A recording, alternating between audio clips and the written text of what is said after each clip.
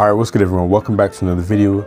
In this video, I'm going to be reviewing the Nothing Phone 2A and sharing my thoughts on it. And yeah, so let's get into it. So the Nothing Phone 2A is basically the budget version of the already budget phone, or kind of budget phone, the Nothing Phone 2 by the company Nothing.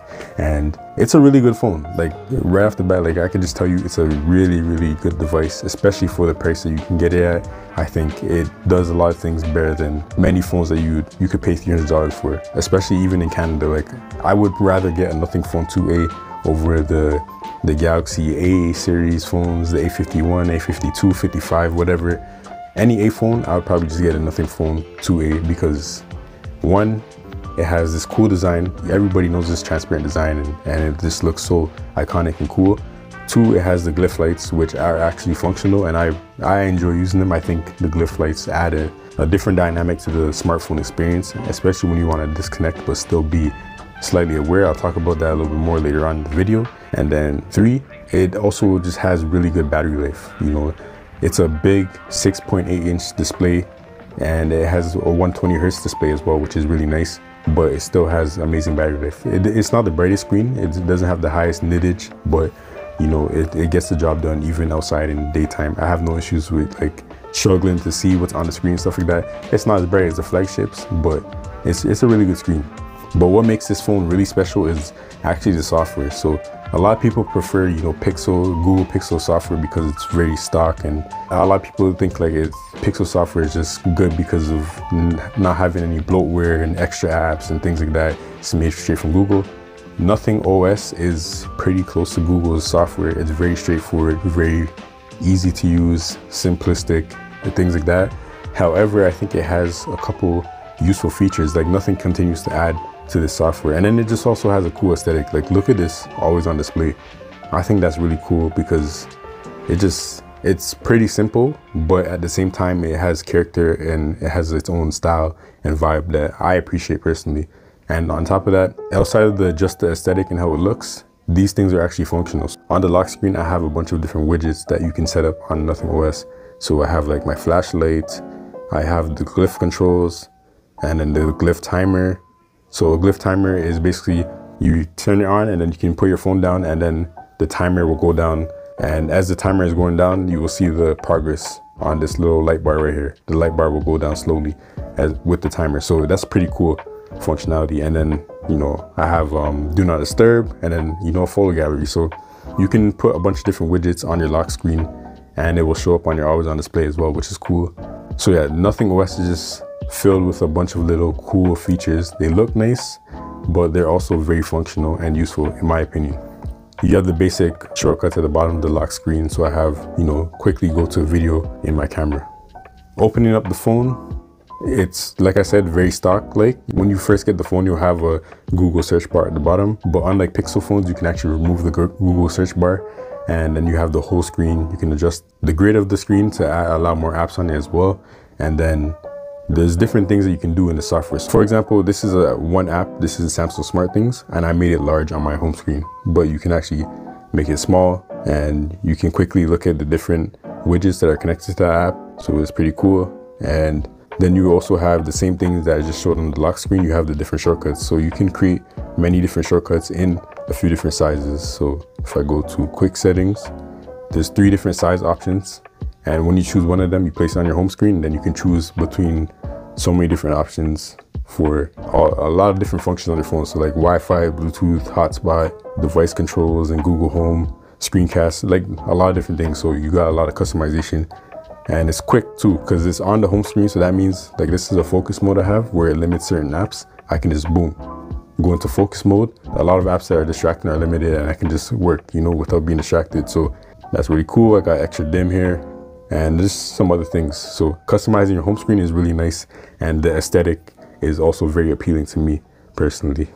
Nothing also figured out how to do the icons. So every single icon that you will download on this phone, if you download the Nothing icon pack, it will basically put those icons into the Nothing aesthetic, the monochromatic aesthetic, and it just works really well. Google, they tried to implement this feature in Android a long time ago with Android Material U, and it kind of works for some apps, but then if you turn that on, you'll notice that like a lot of the apps that are not Google specific won't get the the colors that they're supposed to. So Nothing figured that out with their aesthetic and vibe, and it works. So now the next thing I want to show you is the folders. This is something that I find really cool too. You can actually customize your folders on your home screen. You can increase the size, and then you can choose the layout. So there's circles, 2 different circle layouts, and then you can also put a cover, and you got a lot of different options for, you know, what you want the folder to look like. Basically like all the emojis on your phone, but like in like a monochromatic style. You can also, like I said, change the shape, but the 2 circles and the square shape, they allow you to actually access your apps very quickly just by tapping on them. So the icon is really small and they're in the folder, but you can still access them quickly just by tapping. And then if you tap the bottom corner, then it will allow you to open up the folder and see all the apps inside of it. And for the circles, tap the middle and the same thing. So that's really cool. And then the little ones, you can also customize the folders when they're small as well, but you can't change the shape. You can only just change the icon of the folder. So I just made that folder small and it has an icon. So you can customize the little ones as well. When they're small, you could just tap them to expand them and show what's inside the folder. You can't access them like you would with the bigger ones. And yeah, so that's the basic customization for the home screen. Nothing also added like a lot of like their own first party widgets. Like there's a lot, there's battery widgets, camera widgets for setting it up so that you can enter like specific camera modes really quickly on your home screen. Like for example, if you want to go into, you know, manual camera controls, then you can set that up and it will go there with the specific settings that you set it to. And then you got like your clock, compass, pedometer, media controls, photos, whatever, screen time. They have a lot of their own widgets and they're actually really useful, but also like just a cool aesthetic and vibe that you could appreciate. One thing that I didn't mention is that when you activate the widgets, they turn red. So I just turn on auto rotate and now this widget is red. If I turn it off, it does a little animation and it goes back to the monochromatic look. So home screen customization is a big thing for Nothing because as you can see, they designed their devices with the design first in mind and then they add the functionality afterwards. And then you have your app drawer, very basic. It's exactly like how the Pixel app drawer is. But one thing to note, I feel like Nothing phones have better animations than the Pixel devices. Like specifically with this animation, calling up the app drawer, I feel like Nothing does it smoother than the Pixels. On Pixel devices, it goes completely black and it just looks a little bit jarring to me. And I know that's a very small nitpicky thing, but like this is just something that I notice as somebody who uses a lot of phones. And yeah, so the animations are very, very clean on this phone. I think very intentional. Like for example, locking the phone, it opens up from here. And then if I tap from down here, the phone will expand from that area where I tapped. If I tap up here, it comes from there. So the animations are very clean and intentional. They tweak them to like, honestly, almost perfection. They make them fast, but still fluid. Some more unique things about the software. The quick toggle menu is a little bit different. It's kind of like the Pixel one, but then when you swipe down, you have these 2 big squares up here. And it's just like accessing quick things. So you got your Wi-Fi, your data, and then Bluetooth. And then obviously you can customize this to have different things. And then you got your media controls and you can customize that for how it pops up and stuff. Some other cool features that the Nothing Phone 2a has. And there's a lot of stuff like built into this phone and it's only a budget phone. You know, it's not like a flagship phone, but it has many features that you can actually talk about that are pretty useful. So there's one hand mode. Not all versions of Android have this. Google. The Pixel devices don't have one hand mode for some reason, but if you swipe down, okay, there you go. Swipe down, one hand mode. It works just like how it would on an iPhone if you're not familiar. It just brings the top of the screen down and then you can access the top of the screen very easily. And then when you're done, you just tap the empty space or swipe from the bottom. So there's features like that, one hand mode. And then typically on Android phones, if you double tap the power button, you can open the camera app really quickly. On Nothing phones, Nothing OS, you can double tap the power button to do different things, like for example, different functions like do not disturb, mute, or you can open up different apps and stuff like that. So the double tapping the power button is customizable on this phone to an extent that not a lot of Android phones actually have. So that's pretty cool. Then you can customize your gesture navigations, obviously, and the sensitivity. You can hide the navigation bar, which I really like.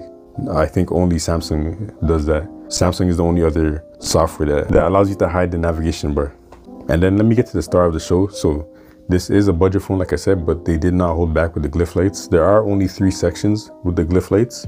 However, they are very functional, like I said earlier. So you have the progress bar. So similarly to how I was saying how it would work with the timer, the progress bar will actually show you the progress of certain things. So currently it only works with 3 different apps. It works with Uber, works with Zomato, and Google Calendar. So basically how it works is, like, let's say I order some Uber Eats, or I call it Uber for myself. The progress bar will show me, it will go down as those things get closer to you. So as the Uber driver gets closer to where I am, the progress bar will continue to go down, like how it's doing that right now with the glyph timer. So yeah, you can order an Uber and then you could see the progress on the back of your phone. So let's say you're busy, you're working, you flip your phone and it's just the glyph lights on. It will show you the progress of your Uber, how far it is as the bar goes down. So when the bar gets fully down, then that means the Uber is there, it's outside. And same for like your calendar events and stuff like that. Like, it obviously depends on your region, if you can use Uber or Zomato or whatever. And hopefully more developers hop onto this, but I think it's cool functionality. This is something that the Nothing Phone 1 doesn't even have, and it has more lights than the Nothing Phone 2A. And then another cool functionality is the volume indicator. So it actually doesn't work when there's a timer. So I'm just gonna turn that off. If I adjust the volume, you can see the indicator is going up and down as I press the buttons. So that's another cool thing. And then you have obviously notifications. So you can choose obviously different notification sounds and different notification patterns with the glyph lights.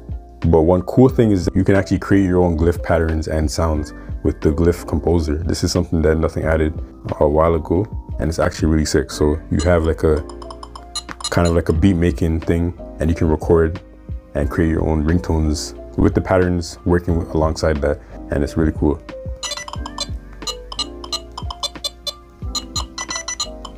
So this is something that I just recorded, and I'll play it back.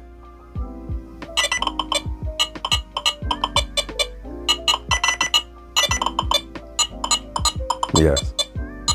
And there's different sound packs that you can mess around with. Right now there's like there's a lot. So you can actually go to work and make cool ringtones and patterns for specific people. So you can assign them. So let's say your mom is calling you, you can assign a specific ringtone and pattern to her, your wife, your brother, whatever, and it will work like that. And the cool thing about the patterns is that when it's flipped to glyph is another feature where when you flip your phone, it will mute everything. So no sounds will come out of your phone. The only things that will happen are the lights. The lights will light up. And depending on the pattern, you can know if who's calling you, or you can know if it's just a regular notification. And then there's essential glyph where you can set it so that certain apps can stay lit up so that you know it's an important notification. So for example, if I set text messages and Gmail, then when I get notifications from those specific apps, this light will always stay on. And that lets me know that something important needs my attention on my phone. But I'm still not distracted. I'm still not hearing any sounds. There's still no vibrations. It's just this important notification light on. So if I put my phone down on my desk, I can see that and I'm like, all right, somebody's texting me, I need to deal with that.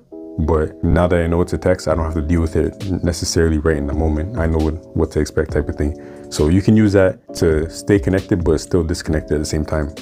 There's music visualization where it will sync up to the music and the beat, which is pretty cool. It's a party trick. And then you can also use the glyph lights as a flashlight. You can also use it as a fill light for your camera, for your pictures and stuff. And then you can put it on a bedtime schedule so that it automatically turns off the glyph lights at a certain time so that you know your eyes are not getting burnt up in the nighttime. There's been a couple times where I forgot to turn it off, and then my wife, you know, the light flashes and it just destroys her eyes in the middle of the night. So yeah, make sure you put that on. Speaking about the cameras real quick, the cameras on this phone, you can tell they're a budget phone camera, but I feel like they actually produce really good pictures. I think Nothing has some good camera processing, and I'll play some pictures for you.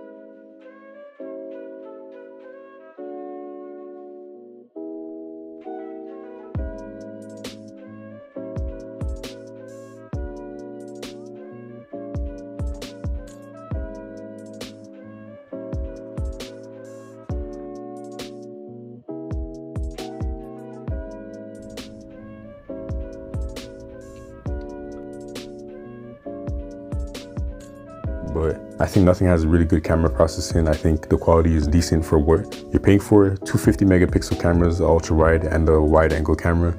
Yeah, it's good. It does a really good job. I think the videos are where you'll see that you can tell it's a budget camera, it's a budget phone. But just for straight up photography, taking pictures of people, pets, everyday life. Yeah, overall, this is a budget phone, but it packs a lot in the software. Even though it's like the features are very simplistic, it's not like too many things that it does. And there's still some more things that I could have talked about, like floating windows, easily accessible by swiping and holding up and stuff like that. And you know, Nothing is just gonna keep improving it. But I think this is a solid phone to buy for somebody on a budget, or even just somebody who wants to experience a cool phone and not spend too much. Battery life is really good too. I didn't mention that. Battery life is really good. It lasts me like, honestly, it lasts me like the whole day, probably like 10 hours of screen on time if I really wanted to. So yeah, that is the Nothing Phone 2A. Let me know your thoughts in the comments below on what you think about this device. And honestly, let me know in the comments below if I should get the Nothing Phone 2A Community Edition. It looks really cool. There's only 1,000 of them ever made. And you know, I honestly like how it looks. It's the 2A Plus. Should I get it? Should I not? Let me know. And that's it. We out. Peace.